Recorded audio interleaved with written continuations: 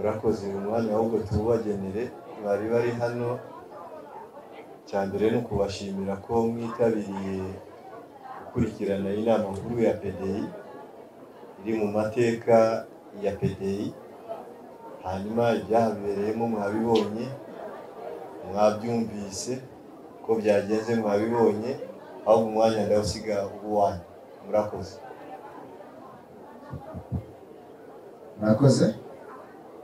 nitwa Jean de Dieu Ntabareza nkuko nabivuze mu munyamakuru wa igihe.com nifuza kubaza perezida kuva 2003 niyemeje kujya mushyigikira perezida Paul Kagame mu gihe yatanze kandidatire ye mu matora y'umukuru w'igihugu ndetse muri 2015 muri bamwe basabye ko itegeko nshinga ryahinduka ibyo byakorwaga munajyana n'ishyaka mu gihe cyo gushaka abajya mu nteko ishinga amategeko uyu munsi mwongeye gushimangira ko muzamushyigikira ariko muravuga muti kuko twakuze reka noneho mu matora y'abadepite tugende twenyine ikibazo cyanjye ntaho gishingiye ese ko kuki mwahisemo ko nagenda mwenyine mu badepite ntimugende mwenyine ku mwanya w'umukuru w'igihugu ngo tubone muje guhatana n'umukuru w'igihugu ntabwo mubona ko bishobora gutuma wenda n'ubundi bigaragara ko ni ishyaka ritarakura hanyuma ni icyizere kimufite kuba mugiye gukora bwa mbere mugiye kwiyamamaza ku mwanya w'abadepite ariko mukagenda ku giti cyanyu ni icyizere kimufite ko ya myanya 2-3 mwabonaga mwafatanyije na FPR muri buze kuyibona murakoze murakoze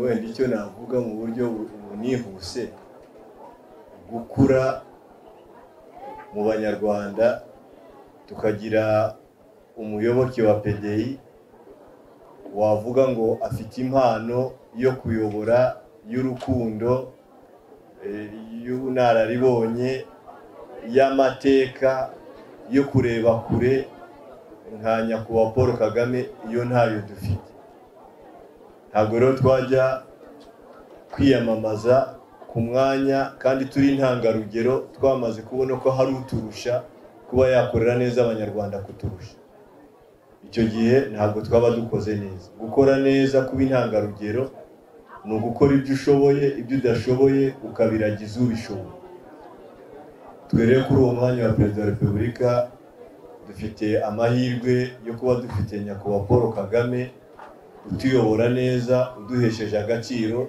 utugezeza aho tugeze ku buryo tudafite n'icya kabiri cyavuga ngo ariko natwe tugerageza nta kugerageza mu byo tudashoboye tumubona hari ubwo niwe tugomba gushyigikira hanyuma kuvuga ngo none kujya mu matora y'abadepite mutari muri RPF ya myanya mwabonaga murabona muzayibona abenshi muri mwe mwajyaga mukoresha ijambo ngo turi ku mugongo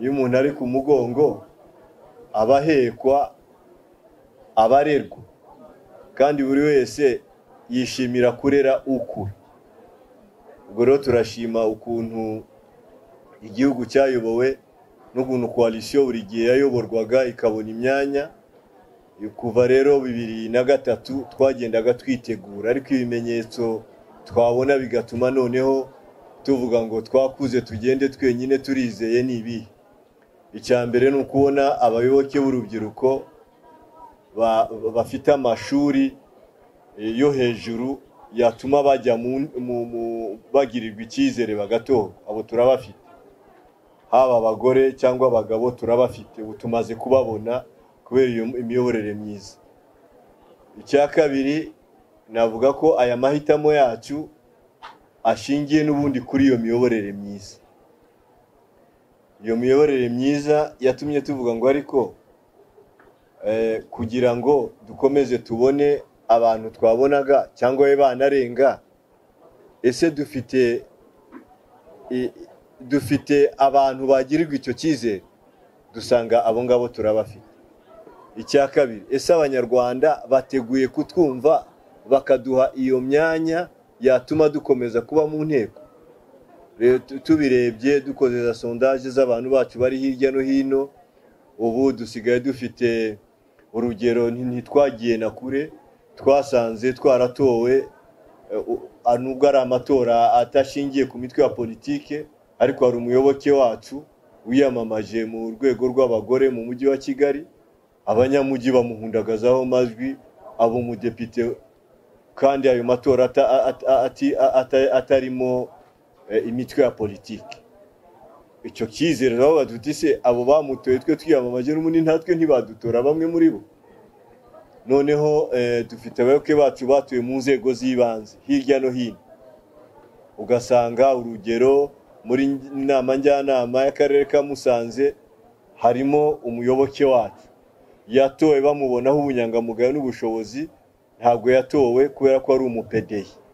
Ariko abo bose tubatuye, ariko nuko dufite n'abandi hirya no hino tugiye hamwe ababaha amajwi n'ubundi ntibayaduha. Iyo rero sondage twakoze, icyo kigereranyo twabonye ko gishobora gutuma tubona abantu batorwa, bigatuma tukomeza kubona imyanya bahagarariye PDI muri PDI, bahagarariye PDI mu nteko nkuru. Ubwo rero twarabisesenguye cyane, tureba n'abantu bacu bakora hirya no hino. Urugero niba jewe ndu vice president mu nteko ishinga amategeko, umupedei uhari yari umwe ni honorable Madina, ariko abandi 70 n'abangahe bantoye ntabwo ari abapedei. Hari icyizere rero gihari, tuti rero icyo cyizere twacubakiraho tugakomeza kubona imyanya mu nteko ishinga amategeko. Murakoze nyakubahwa perezida, nk'uko nari nabibabwira ni Asumani niyo nambaza Bangagari TV ntabwo yakazumurwa. Nyakubahwa perezida, ngira ngo twasaba cyangwa uyu mwanya mwakugira mu kuwukoresha mwibutsa imyanya ishyaka PDI rigerwa mu nteko ishinga amategeko imitwe yombi, imyanya ingahe. Hanyuma mukanya muvuze ko abakandida uyu munsi banabatangarije bagera barenga 70. Mwongera muravuga muti komite nyobozi n'izagena iyo myanya mutaratwibutsa, muzagena mushingiye kuki, muzagendera kuki? Ikindi nyakubahwa perezida, turabizi ko abari muri paroma bamwe bamazemo manda zigera kuri 2 cyangwa 3 cyangwa zinarenga.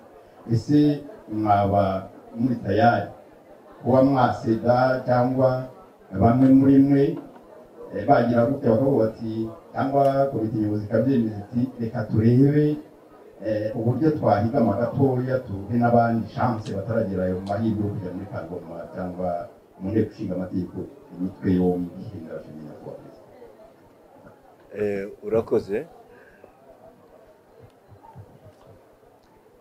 urakoze. Icya mbere umenya byitumvikanye kimwe cyangwa neza, uru rutonde rwemejwe nta numwe ufite ububasha bwo kuruhindura, rwemejwe n'inteko nkuru ya PDI. Ntawagira uwo yongeramo cyangwa se avanamo keretse we ubwe yivanyemo cyangwa agakurwamo na komisiyo y'igihugu y'amatora kubera kutubahiriza ibikenewe. Icyavuzwe hano nuko urutonde rwemejwe, hari uburyo rutondeka, ninde uba nimero ya mbere, iya kabiri, iya gatatu kugeza kuri 70. Niba mwarakurikiye ni nako RPF yabikoze, buriya tuyigiraho byinshi, nubundi dutumira kugira ngo twige ibyiza bihari tukanatwe tukabishyira mu bikorwa.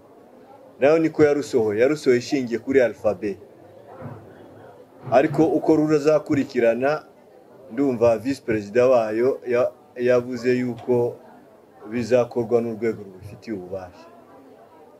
Natwe rero tuba twiga, akenshi abantu baberaho kwiga cyane cyane ibyiza. Natwe inteko nkuru yacu irabemeje kubatondeka, rero bizakorwa na komite nyobozi yacu, niko amabwiriza bigenga yabigena. noneho hakaza ikibazo hariyo abamazemo igihe kirekire muri PDI cyangwa mu Rwanda nta shyaka riteganyirijwe imyanya runaka mu nteko. Ibyo byari bihari mu gihe cya transition. FPR yari ifite abantu 13, PL ifite 13, PSD 13, PDC 6, PDI 2, gutyo harimo n'abasirikare bagiraga imyanya 6. Icyo ni igihe cya transition cyararangiye. Ubu ni amahiganwa rero umubare uyahabwa n'ibyavuye mu masanduku y'itora. Ubwo amasanduku y'itora tuzegera abanyamuryango b'imitwe ya politiki itandukanye n'abatari mu mitwe ya politiki itandukanye tubasaba amatora. Gutorwa rero utorwa n'uwifuza kugutora. Ubwo tuzabegera tubasobanurire imigambi yacu baduha amajwi. Ayo majwi bazaduha niyo azagena imyanya tuzagira. Ntabwo imyanya tuzagira hari uwayigennye mbere, ibyo nta bihari. Mu gihe cya demokarasi tutari muri transition, ibyo nta bihari. Ibyo biratuma dusubiza n'ikibazo cyo kuvuga ngo hari abamazemo igihe. Twebwe abayoboke ba PDI bari mu nteko ishinga amategeko, yaba jyewe na Honorable Madina, ni manda imwe tumazemo igihe. Ni manda turangije niyo yonyine twabaye mu nteko. Ubwo rero ibya manda nyinshi wasanga ari aho biri, ariko kuri PDI iyi ni manda ya mbere turangije. Ndumva ikibazo ari uko naba ngishubije.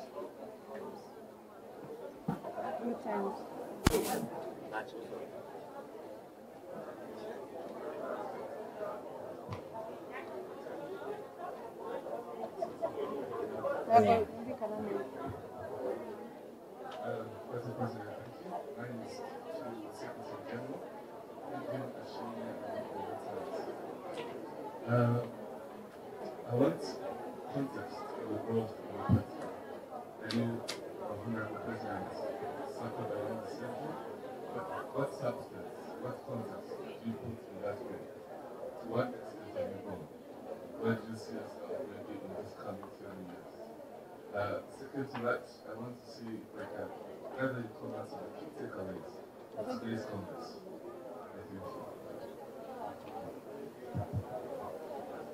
I think you're chair of the PDI.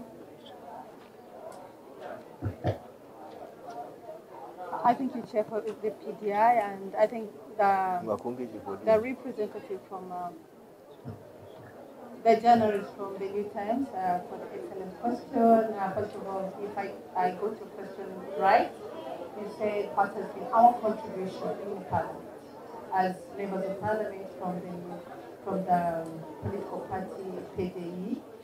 I think our contribution has been joint regarding the composition of the Parliament and even the mandate of the Parliament. First of all, the mandate of the Parliament is to enact laws. Secondly, the second mandate of the Parliament is to do the oversight of the government actions. So we've been part of the process as myself and my chairperson. By the chairman. Actually, the chairman, as he mentioned, is the deputy speaker in the Chamber of Deputies, in charge of administration and finance. And myself, I'm the deputy chairperson of the Committee on Education, Technology, Youth, and Sports. Definitely, we've contributed a lot, but still with other members of the Parliament. And the Parliament is comprised of 80 members. And myself, I'm from the women representative from Kigali.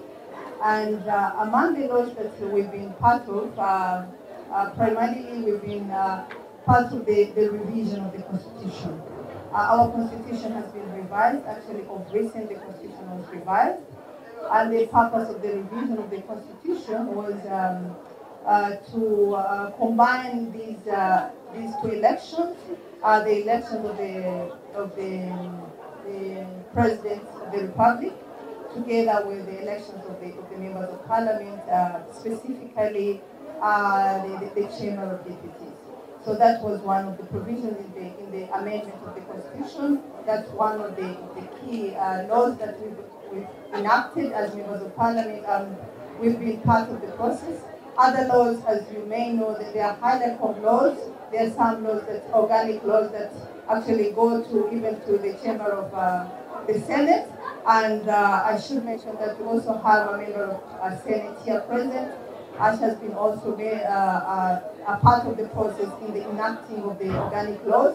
We have also other ordinary laws that have been part of process in the enactment of these laws, and also the oversight of the government actions.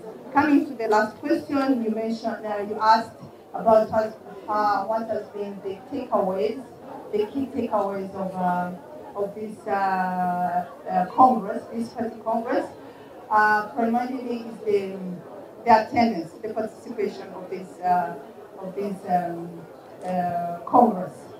You've seen that we've been, I think the participation is a bit higher than 500. Actually, we expected to have at least 500 members coming from all the provinces plus Kigali.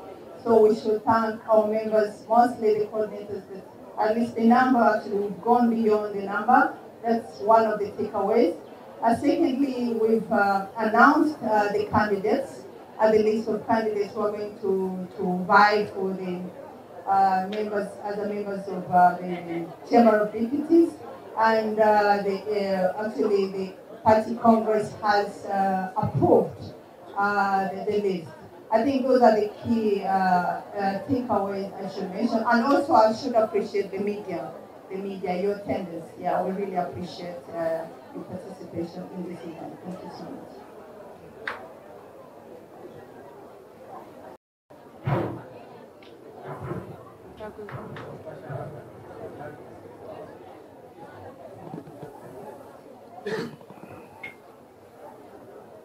Bashaka kuza ibijyanye n'irangire twabonye abagenzi n'umwe imibare babishatse kuri cyangwa impamvu ishobora guterwa na kwa kwiyubaka kw'ishyaka cyangwa n'impamvu murasobanura impamvu ari 24 twabonye umutwe w'urutonde rw'abakandida ba PPI ku mwanya ya kabiri y'ikibazo isano navuze ko utazongera kwiyamamaza binyuze mu ihuriro nk'uko byajyaga bigenda, kugira ngo tubwire mu buryo burambuye cyangwa se bimenye icyo mugiye kuzamubwira abanyarwanda bari muri kampani itaratangira, ariko se ni iki mu by'ukuri mufite noneho mwumva ko mufite mushobora kubwira abanyarwanda kugira ngo bashobore kuba bazabaha amajwi igihe n'iki gihe. Murakoze.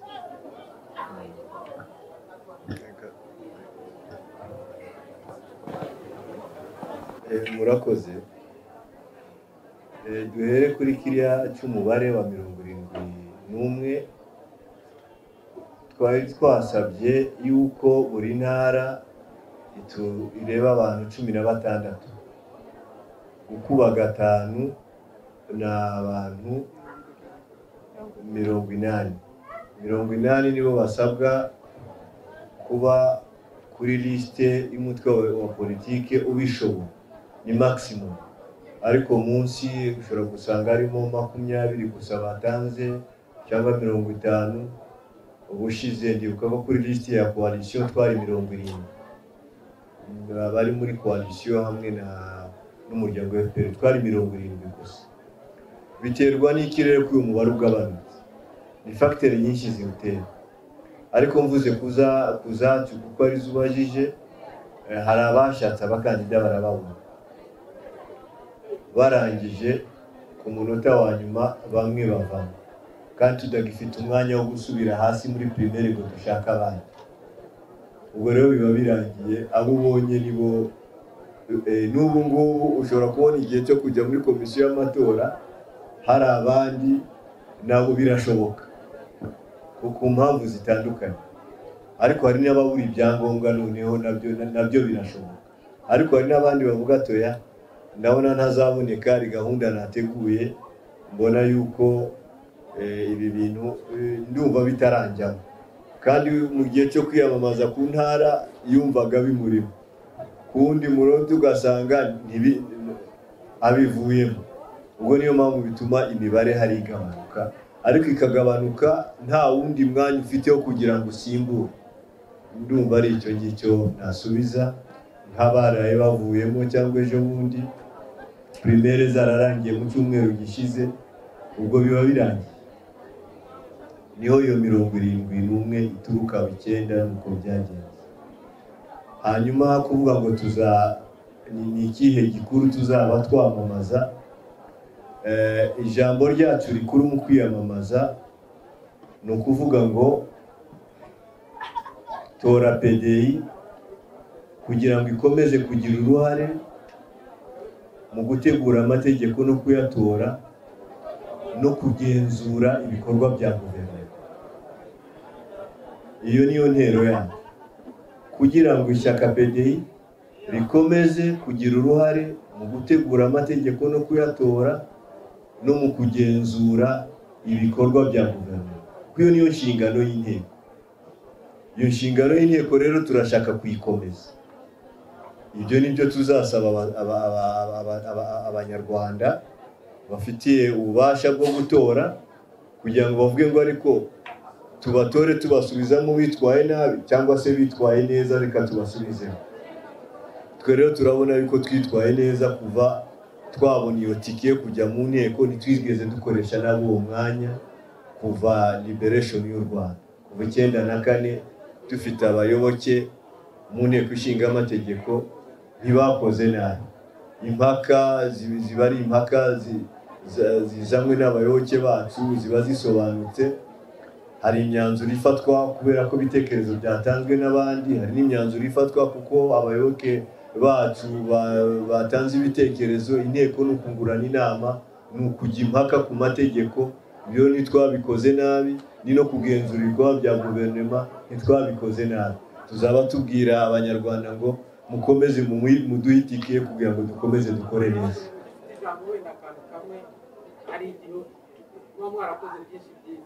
ariko nka wowe na vice perezida n'umutwe w'abadepite hari nk'ikintu kimwe cyangwa wakwishimira ko inteko ikorera muri college, inteko ikorera hamwe kugira ngo umuntu icyemezo kiba ari cy'inteko rusange, ntabwo ari cy'umuntu umwe.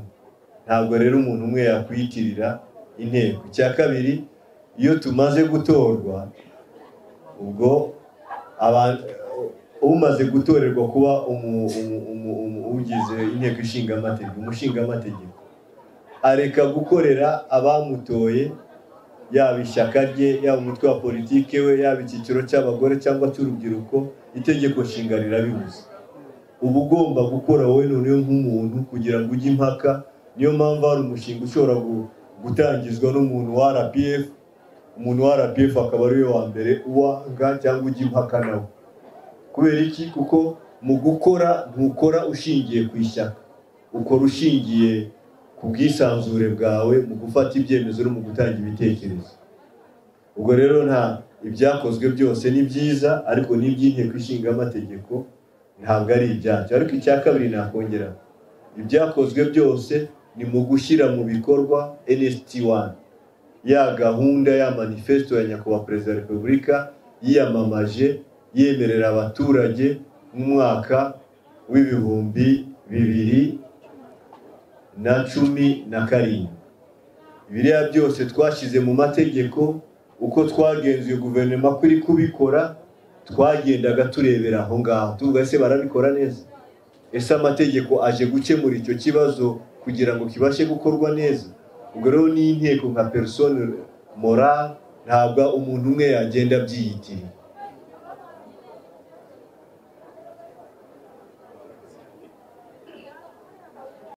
Steve, ariko natangaga ikiganiro hano navuze ko PDI ari ishyaka rizakomeza gushyigikira manifesto z'ishyaka za FPR. Ariko aha ngaha byatumye nibaza niba PDI ari ishyaka rishobora guhangana kuko cyangwa se atarakumira ku ruhande n'ubundi, nubwo navuze ko mu badepite hatazaho koalisiyo ikaba irimo hano gutanga ibitekerezo n'ubwisanzure kugira ngo mwaba mukigendera ku bitekerezo by'irindi shyaka, usanga ntacyo cyaba kirimo. Yes, urakoze. Aho ngaho ahubwo mudufashe abanyamakuru hasobanuke neza. Amatora y'abadepite ashaka abanyarwanda bujuje ibisabwa kugira ngo bajye gutegura amategeko, kuyajyaho impaka no kuyatora. None no kugenzura ibikorwa bya guverinoma, uko guverinoma ishyira mu bikorwa ya gahunda ya Perezida wa Repubulika abaturage batoye.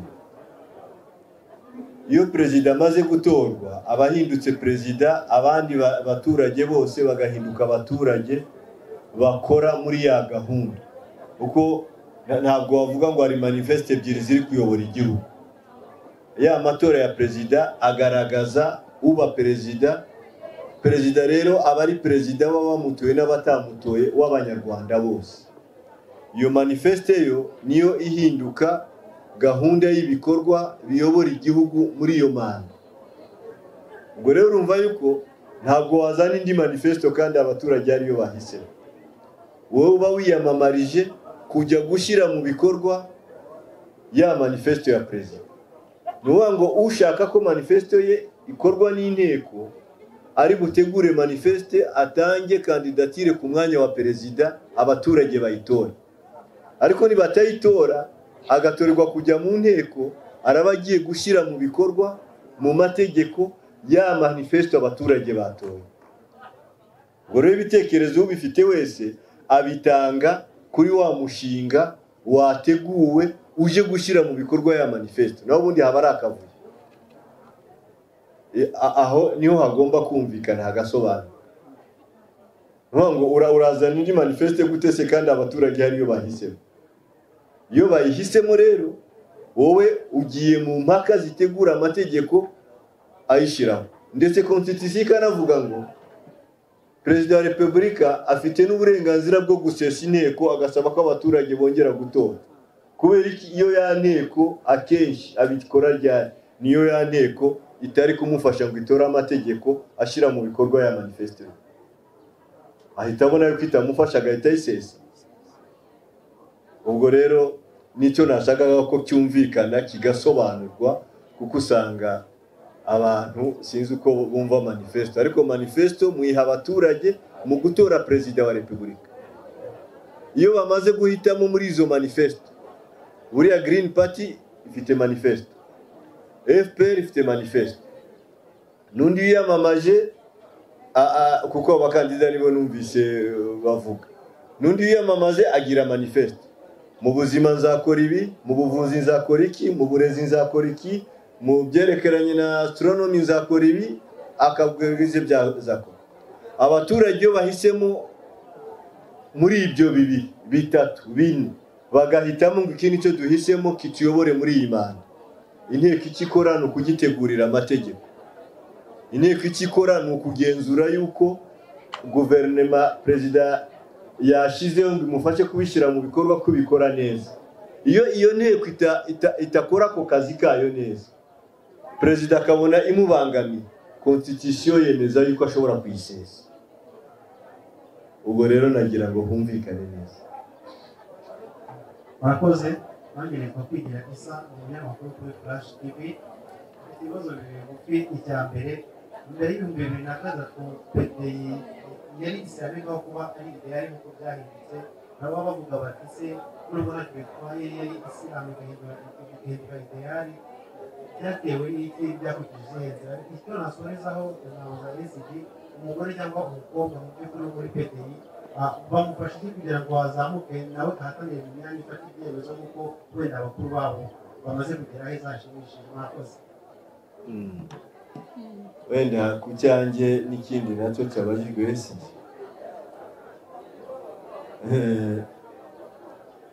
twarabisobanura. Ni bwa bumwe bw'abanyarwanda, niko hakubuzwa abanyarwanda kwibonera mu bibatanya.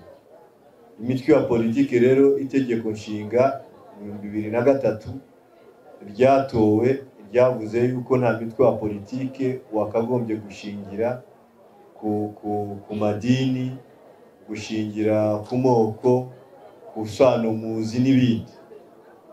Ibyo rero PDI yahise ibyubahiriza. Mu kubyubahiriza ihindura inyito yari irimo ijambo islamique yitwaga Parti pour la démocratie islamique.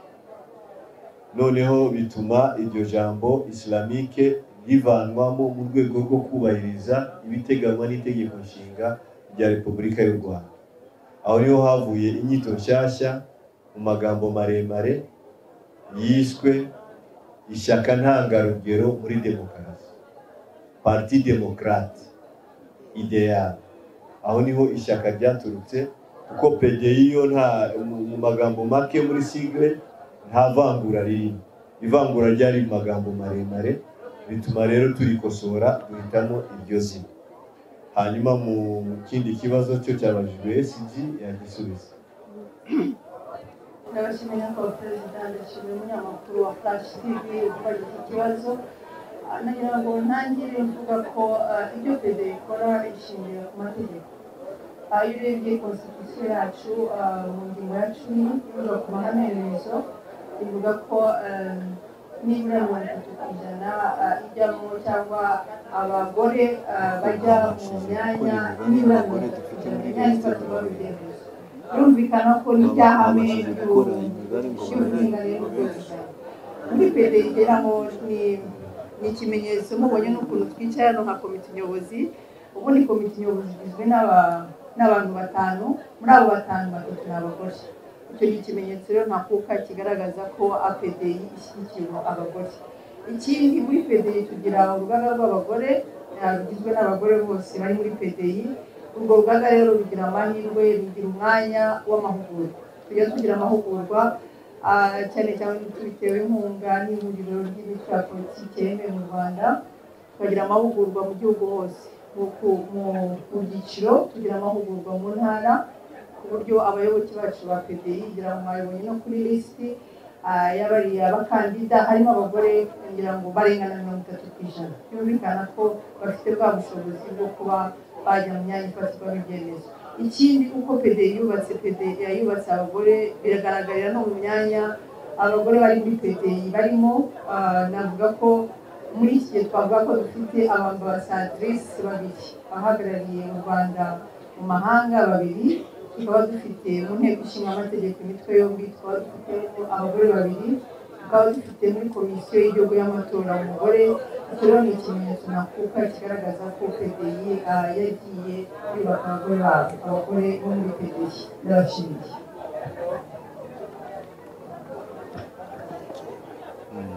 Murakoze cyane, ibihe byiza.